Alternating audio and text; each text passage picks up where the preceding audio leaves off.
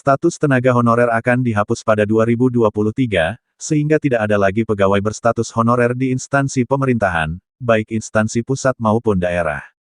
Pemerintah melalui Kementerian Pendayagunaan Aparatur Negara dan Reformasi Birokrasi Kemenpan RB, menyatakan setelah honorer dihapus, status pegawai pemerintah mulai 2023 nanti hanya ada dua jenis, yakni pegawai negeri sipil PNS dan pegawai pemerintah dengan perjanjian kerja PPPK. Dikutip dari laman resmi Kemenpan RB, salah satu hal yang menjadi kekhawatiran pemerintah adalah rekrutmen tenaga honorer yang tak berkesudahan oleh instansi pemerintah daerah. Padahal, dalam Pasal 8 PP Nomor 48/2005 tentang pengangkatan tenaga honorer menjadi calon pegawai negeri sipil, secara jelas telah dilarang untuk merekrut tenaga honorer. Ketentuan honorer dihapus ini juga termaktub dalam Pasal 96 PP Nomor 49/2018 tentang manajemen PPPK. Instansi pemerintah juga diberikan kesempatan dan batas waktu hingga tahun 2023 untuk menyelesaikan permasalahan tenaga honorer yang diatur melalui PP. Lalu bagaimana dengan perangkat desa yang notabene dianggap sebagai bagian dari pegawai pemerintah meski bukan masuk dalam kedua jenis kepegawaian yang disebut di atas? Pada tanggal 15 Januari tahun 2014 pemerintah telah mengesahkan UU Nomor 6 Tahun 2014 tentang desa yang mengubah status para pamong desa atau perangkat desa. Pada peraturan yang berlaku sebelumnya yaitu PP Nomor 72 Tahun 2005 sebagai pelaksanaan UU Nomor 32 Tahun 2004, disebutkan bahwa sekretaris desa bertugas membantu kepala desa dalam menjalankan urusan pemerintahan, pembangunan, dan kemasyarakatan, termasuk pelayanan administratif di dalamnya dengan status kepegawaian sebagai pegawai negeri sipil PNS.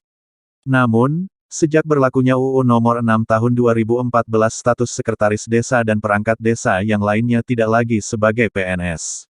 Apabila diperhatikan secara lebih detail, ada beberapa persamaan antara perangkat desa dengan pegawai berstatus aparatur sipil negara ASN.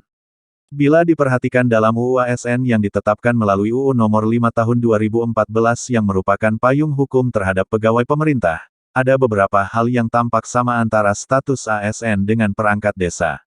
Dalam UU ASN Pasal 1 disebutkan bahwa ASN terdiri dari pegawai negeri sipil PNS dan pegawai pemerintah dengan perjanjian kerja PPPK yang bekerja pada instansi pemerintah.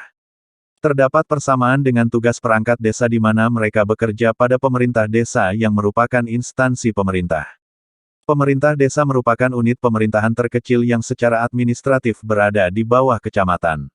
Pasal 10 dan 11 UU ASN menyebutkan bahwa tugas ASN adalah melaksanakan kebijakan publik yang dibuat oleh pejabat pembina kepegawaian sesuai dengan ketentuan perundang-undangan, memberikan pelayanan publik yang profesional dan berkualitas dan mempererat persatuan dan kesatuan Negara Kesatuan Republik Indonesia.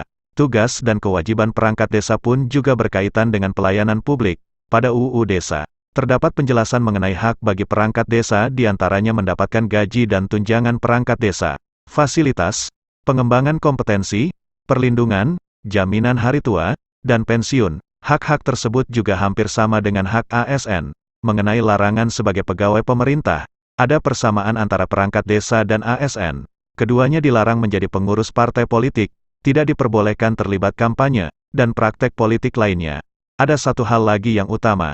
Persamaan antara perangkat desa dan ASN adalah mengenai sumber penghasilan. Keduanya mempunyai sumber penghasilan yang sama, yaitu APBN dan APBD. Dengan adanya beberapa persamaan antara perangkat desa dan ASN, sudah selayaknya kinerja perangkat desa dipertimbangkan untuk diangkat menjadi PNS, mengingat tanggung jawabnya juga cukup besar dalam menjalankan kewajibannya. Yang menjadi pertanyaan selanjutnya tentu keberadaan perangkat desa dalam sistem kepegawaian di negara kita. Apakah akan dihapus bersamaan dengan penghapusan tenaga honorer mengingat perangkat desa tidak masuk dalam PNS maupun PPPK, ataukah perangkat desa akan masuk dalam PNS atau PPPK sebagai solusi dari kebijakan pemerintah terkait kebijakan penghapusan tenaga honorer, atau yang lebih tragis lagi akankah perangkat desa akan diisi dari tenaga outsourcing jika pemerintah tidak memberikan kepastian terkait posisi perangkat desa dalam sistem kepegawaian di negara kita?